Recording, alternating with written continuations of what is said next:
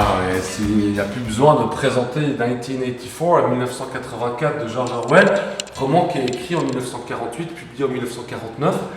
On en entend parler tout le temps. Il y a quasi toutes les semaines un journal qui nous dit que nous vivons dans le monde de 1984. Bon, première bonne nouvelle, c'est pas vrai.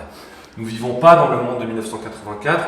Ceux qui ont lu le roman savent à quel point les individus sont écrasés en permanence par un système qui offre aucune échappatoire aux individus. Donc non, nous ne vivons pas dans ce monde. Il peut être intéressant par contre de se demander pourquoi Orwell a écrit ce roman.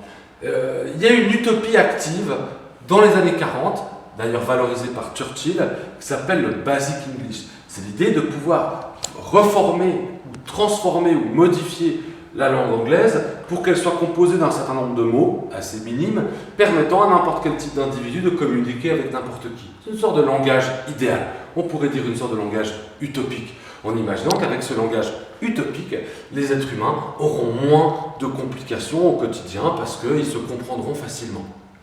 Et c'est autour de cette utopie que Orwell va construire 1984, 1984, puisqu'il va réfléchir à ce que ça veut dire de réduire le langage.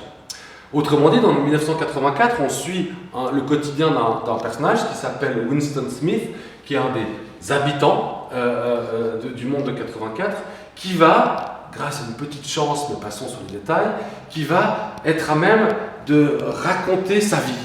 Et qui va se rendre compte que dès qu'il essaie de raconter sa vie, les mots, il les a plus, il ne sait plus quoi dire, il ne sait plus quoi faire, il ne sait plus comment penser. Ce que va faire Orwell, de manière particulièrement intelligente, c'est qu'il comprend très bien, ça paraît évident quand on le dit, mais il le comprend, c'est que moins j'ai de mots, moins je peux penser, puisque la pensée suppose en partie les mots. Et si je suis plus à même de penser, puisque je n'ai plus les mots, alors comment être libre, hein? Orwell va créer un lien étrange et en même temps extrêmement puissant entre le langage et la politique.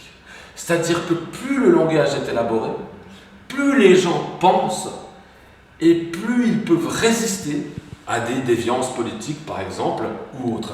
Alors qu'évidemment, moins les gens ont de mots, moins ils sont à même de penser, puisque là, les nuances disparaissent, et plus ils sont à la merci de gouvernements ou de stratégies politiques problématiques.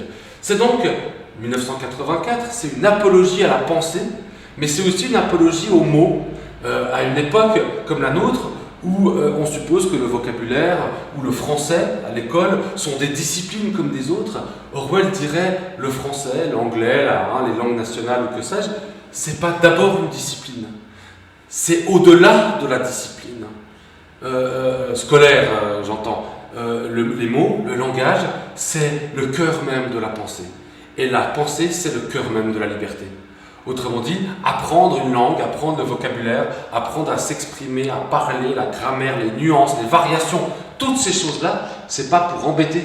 C'est d'abord parce que c'est ça qui va permettre à notre pensée de se déployer. Et si une pensée est capable de se déployer, alors elle peut permettre en même temps à la liberté de se déployer. Et c'est peut-être cette liberté qui est au cœur de nos sociétés démocratiques.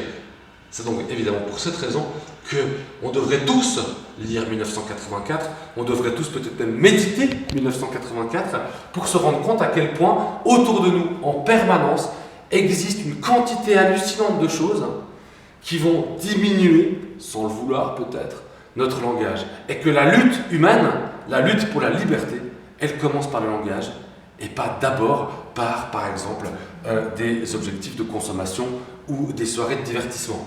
C'est le langage qui nous rend libres parce que c'est le langage qui nous permet d'accéder à la pensée.